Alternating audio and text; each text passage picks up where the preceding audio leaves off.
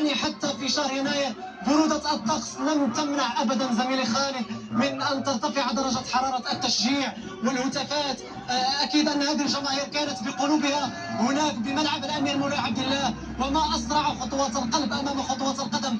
خالد، سنأخذ ارتسامات الجماهير التي حضرت. تابعتم إذا هذا اللقاء هذا، شنو كان طبعكم اليوم على المنتخب الوطني المغربي ليس أداء ونتيجة؟ الصراحة كان مستوى رائع جدا، تتمنى نفوز إن شاء الله المرة الجاية 3-0 إن شاء الله يا ربي، ونلعبوا على الكاس ديالنا ويبقى بلادنا إن شاء الله. عاش المغرب! إذا تابعتي المقابلة، شفنا يعني الارتسامات اللي في المقابلة، عطينا شنو الارتسامات؟ فرحة كبيرة كنعيشوا هذه الأمسية بهذا الانتصار التاريخي تاع المنتخب الوطني المغربي، وهذه خطوة تجاوزناها وإن شاء الله باقي لنا مرحلتين غادي نتجاوزوهم وغادي نفوزوا بهذه الكأس القارية اللي غابت علينا هذه مدة ديال 50 سنة، وإن شاء الله غادي تكون واحد التتويج مسار كروي وتتويج صاحب الجلالة الرياضي الأول. وديما مغرب، ديما مغرب، ديما مغرب.